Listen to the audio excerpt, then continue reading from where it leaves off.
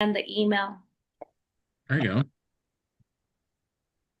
You said try on Dan's call and he let you get away with Not yet. I'm just letting her continue her thought. it. So, but one of the things there, Jess, is you're getting out of your own comfort zone. This is a growth moment. But don't try something, do it. Lean forward. Get after it. If you don't know what you're doing, you never will if you don't figure it out.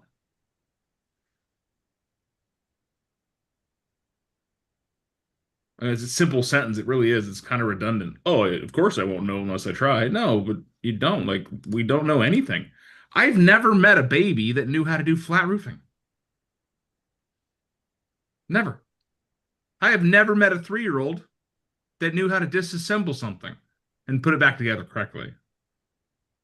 I have met a 3-year-old that takes it apart, though. That's the thing is we don't know what we're doing until we do it.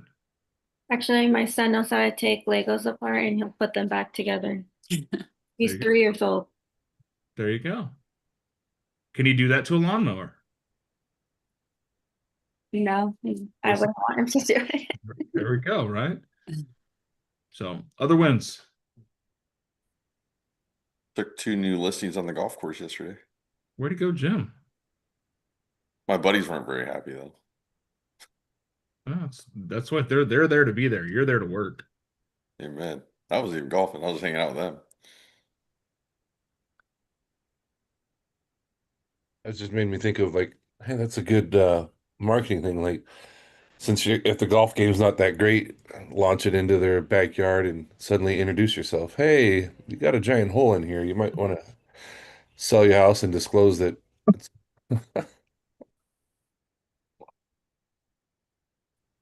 Well, there we are. All the wins celebrated. Let's go back to that sentence of you don't know what you're doing until you do it. A lot of you have sent offers to me before. I've seen your offers. We've worked through your offers. I've had you present offers, or I've been with you with presenting offers. There's one thing that I stress when you're submitting an offer is you're trying to make a relationship with the other side. Of the 5 people I texted yesterday, how many offers do you think I got already? 2. Okay. 2 or 3. 3. 4. Okay. Y'all are very, very, proud of each other and believe in each other. I got 2.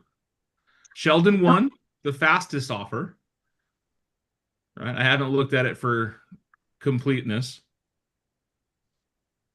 Charles sent me the next offer. But I want to celebrate Sheldon in this is because Sheldon's email, when he sent me the offer, it says excited to submit an offer. Looking forward to working together. That's the subject. Love that. Is he not creating a relationship already? Hi, Dan. I hope this message finds you well. I wanted to let you know that my buyers are thrilled about the opportunity to submit an offer on your listing. They truly love the home and are excited about the possibilities of working with you, with your sellers, to make this a smooth and positive transaction for everyone involved. We're looking forward to collaborating with you, the clients, and I'm here to ensure the process is as seamless as possible. Please let me know if there's anything specific your sellers are looking for, or if you have any tips that can help with their offer stand out. Thank you for your time and consideration. I'm excited to work together and hope we can make this a win-win for both parties. Best regards, Sheldon McLeod. Now, Sheldon, did you use AI to write that? Yeah, a little buddy of mine named BrokerBot. Yeah. Little buddy of yours. Sent BrokerBot a text. He gave me a quick little recommendation. Nothing crazy. Yeah, right. Leverage. How long did it take you to be like, hey, we're putting an offer in on this house. Give me an email for it. Boom. Copy, paste, send. You know how I knew it was a broker bot or some AI? Because they all start with "Hope you're well." Hope this message finds you well. Yeah, I'm gonna have to start putting my own intro into that one. Yeah, mine don't. I've changed mine. If I they told have, them don't ever use that again. But that's the thing is I want to even if it's an AI thing, right? We all felt, oh wow, that was warm. Excited to submit an offer, looking forward to working together. Love that. What do you think he missed? Without even looking at the offer, what do you think he missed?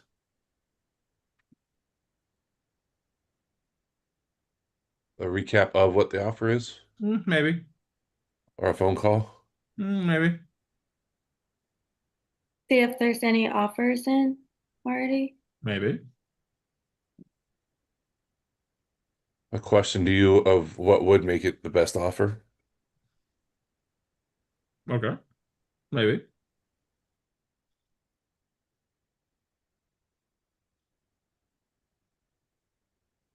Maybe asking more questions before submitting the offer. Maybe. Why do you think I'm just saying maybe to everything? Because you can add all of that. Maybe. The important thing is you guys are realizing that there's more that you can do on top of just sending an email. It could be a text, which he did. He did say, hey, I sent the offer over. Great. I was going to ding him on not sending a text for confirmation, but he did send it eventually. So.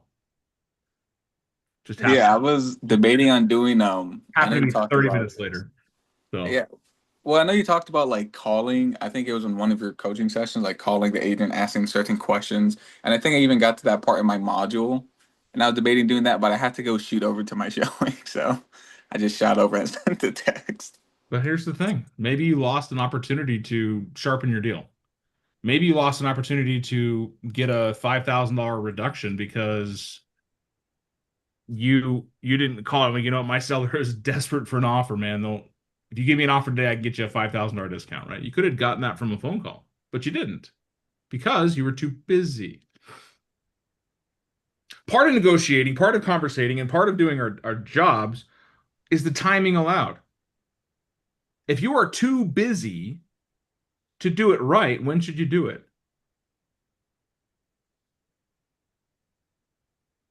When you have time to do it, right? When you have time to do it right. Now, if it's time sensitive, what do you do? Figure out what's more important. Right now. Yeah, do it right now. Figure it out, right? That's what I did yesterday. Pull over. Like, I was going to go there with Jim. I was like, when Jim's on the golf course, right? We got a conversation. Things probably got serious. No more golf. Pull over and talk. It was actually in response to a internet lead. So it was one of those speed to lead things, and I wasn't playing golf, and I had time to step away, so that became a priority. Mhm.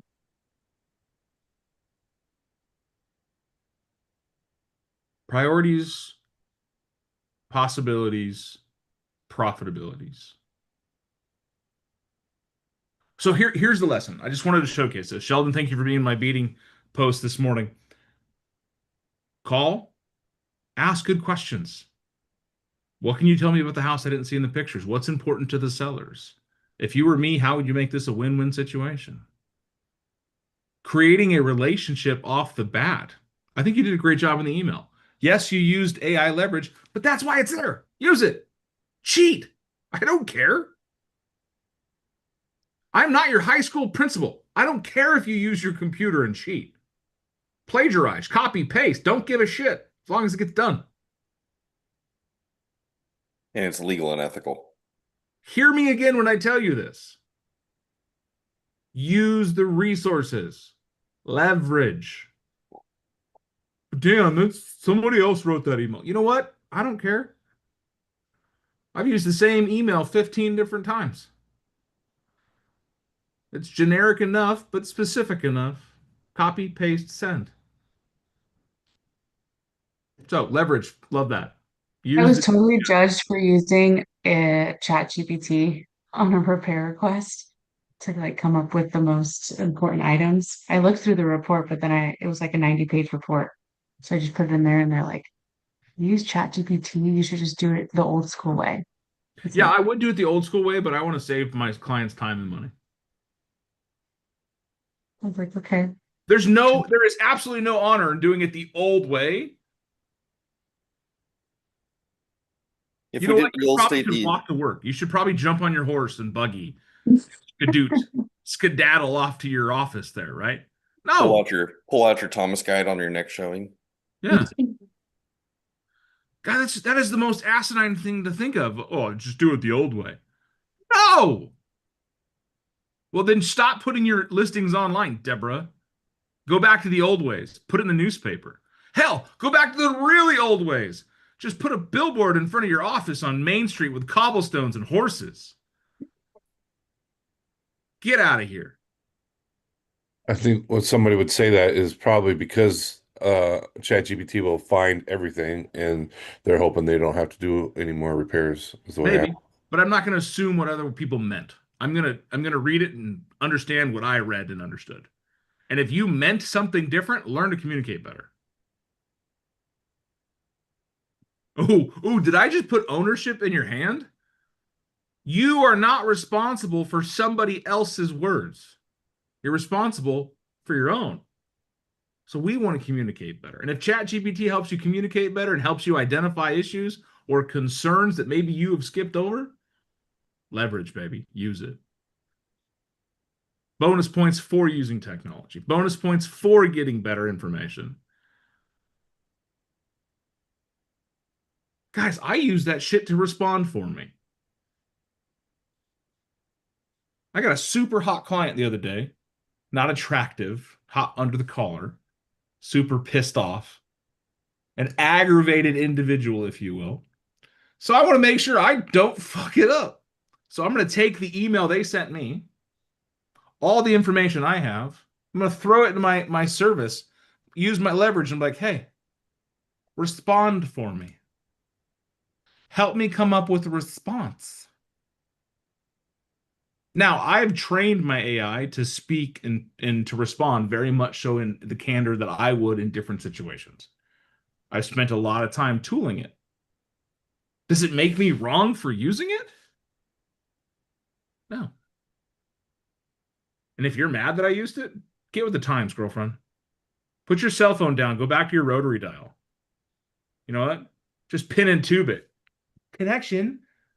Jim Fuller, California. Call coming in from Jason Thompson, Tucson. Oh, you don't want to do that anymore? Then shut up about technology. Pick and choose choosy ass people. No. Yeah, next time you call me, use a payphone. Good luck finding one.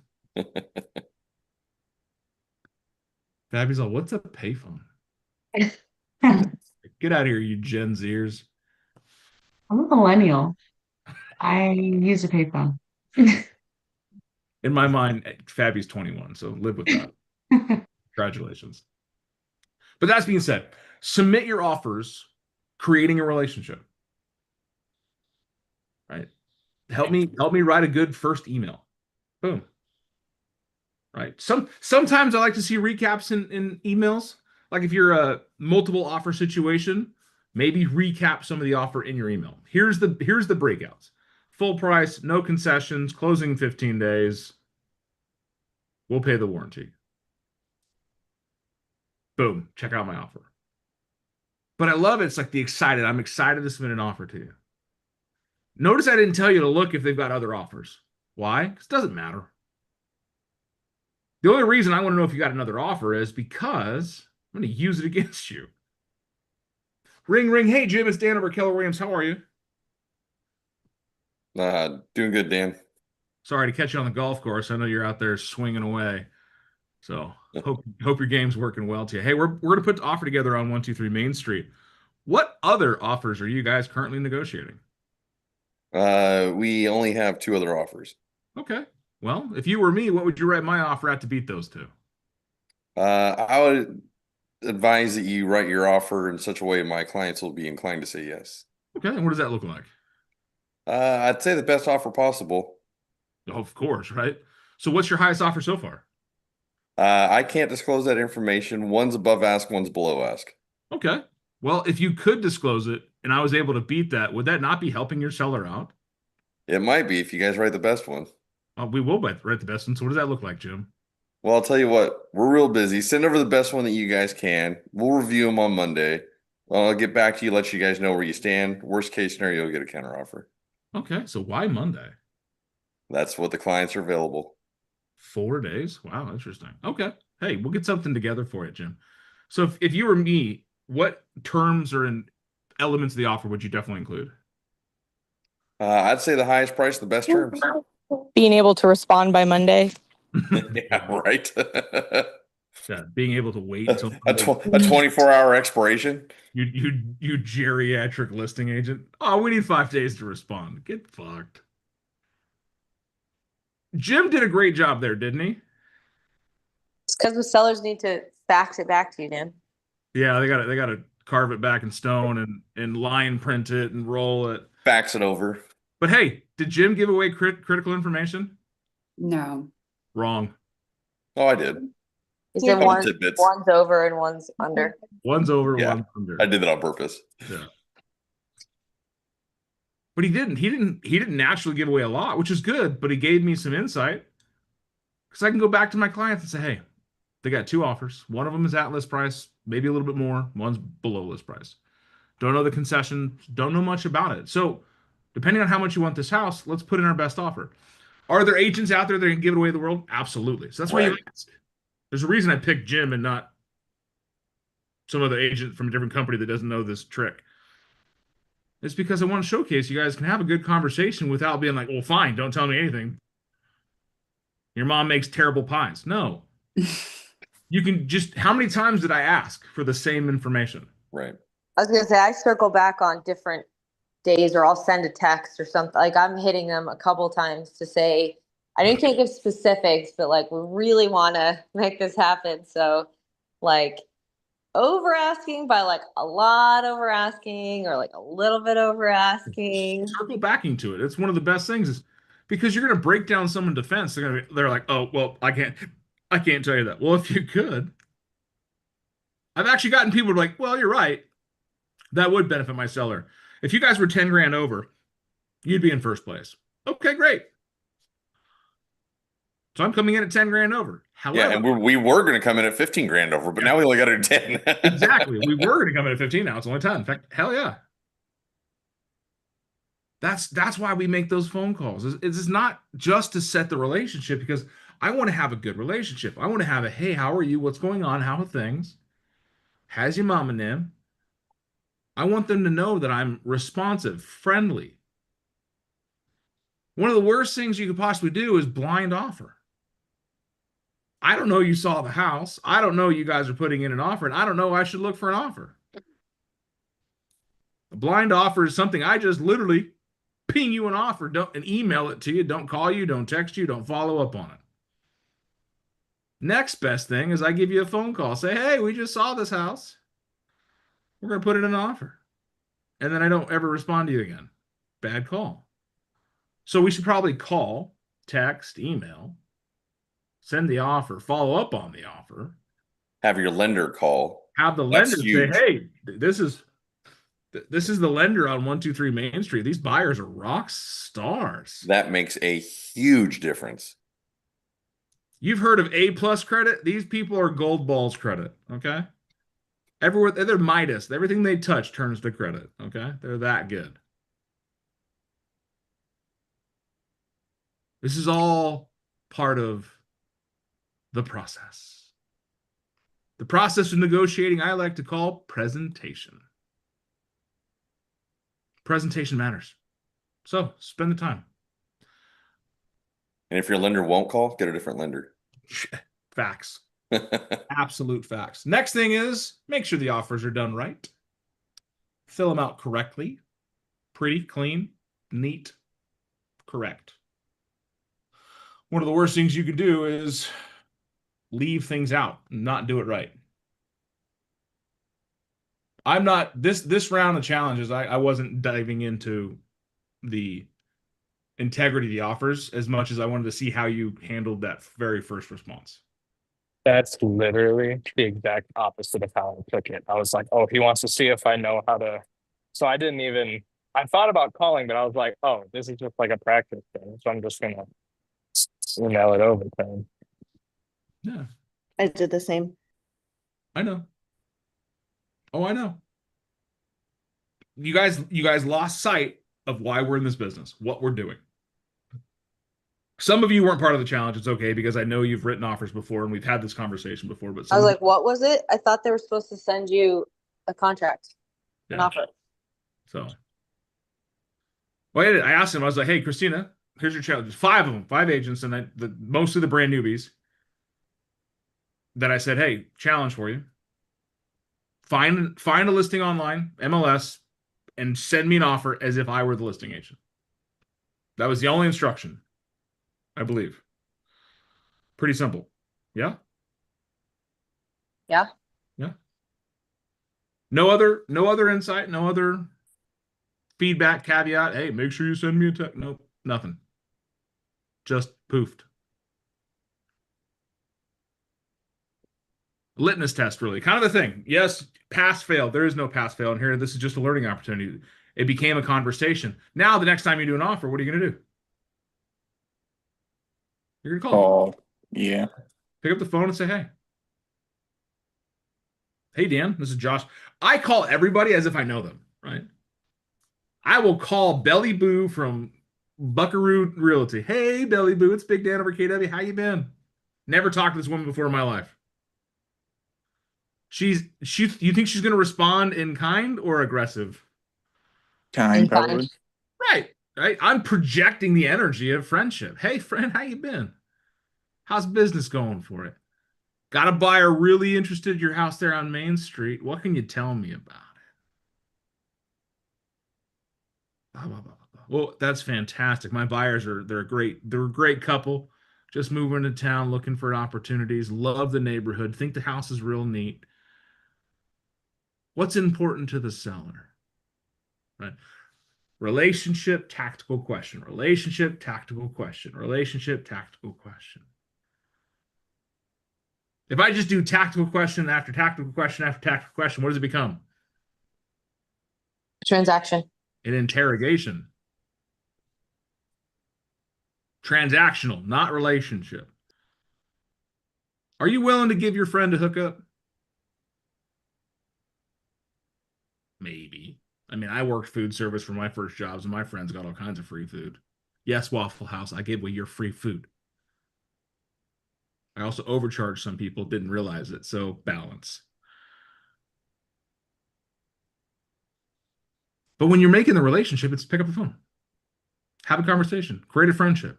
Hey, friend, how you been? Hey, buddy, how's life? How's things? Let's go back to conversation with Jim. How did I start the conversation?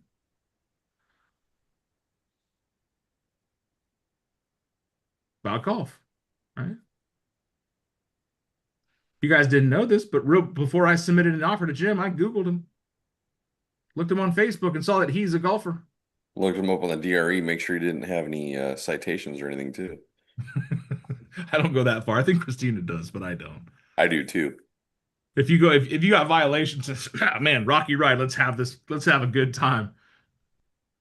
I'm getting your dog's name, your third cousin. I'm getting it all.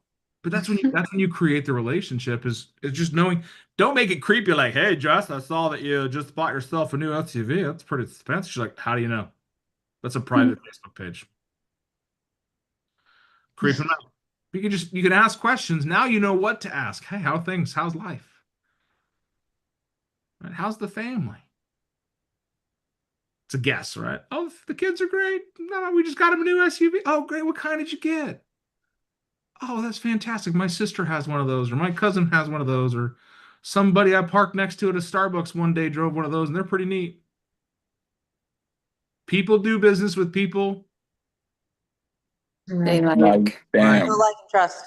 they like, and they tend to like people that are Like them. like them. So find common ground.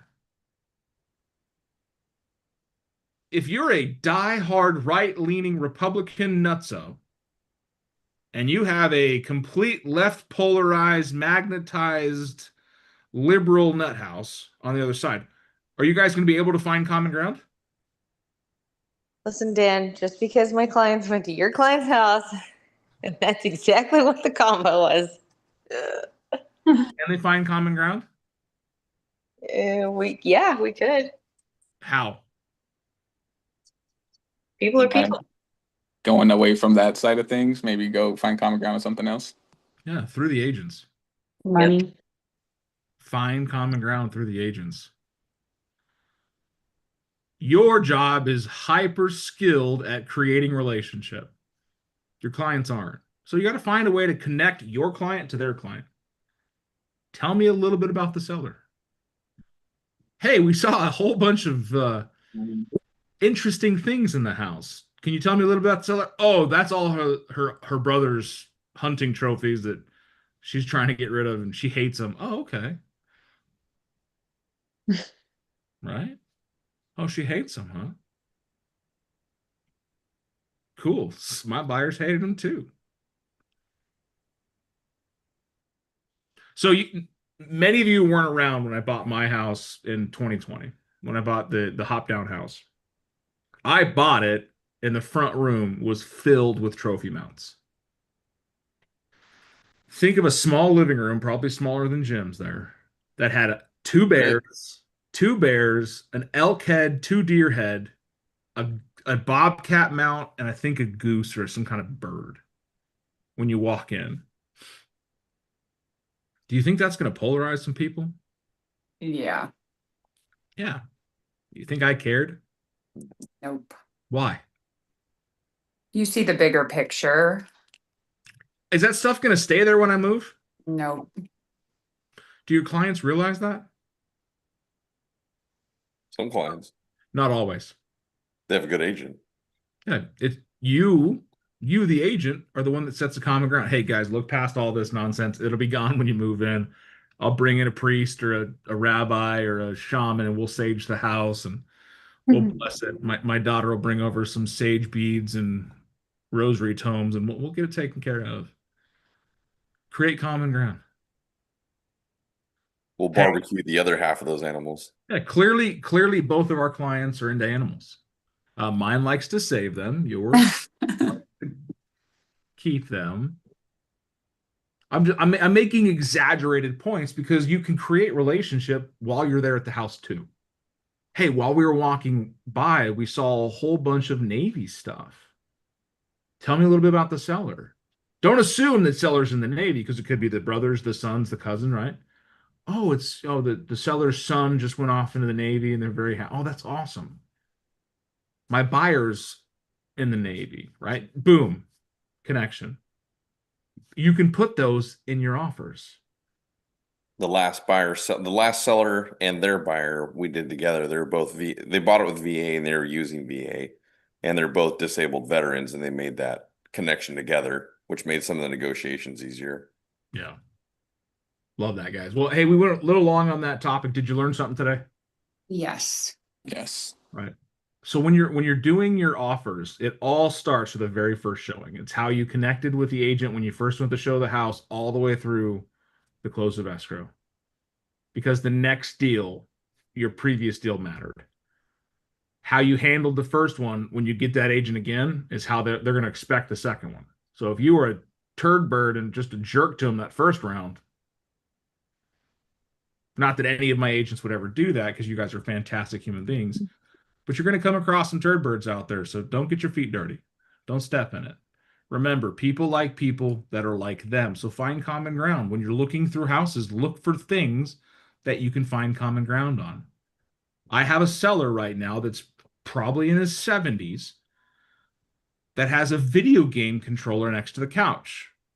And I asked him, I didn't say, oh, where are your kids at? I just straight out said, who plays video games? And he lit up. He goes, me. I'm kind of a gamer. And I was like, okay.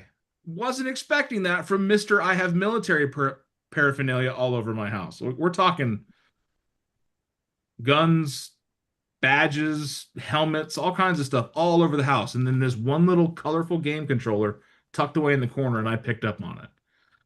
And we talked for 15 minutes about he loves this game and that game, and his grandsons come over and they play Minecraft and this and the other thing.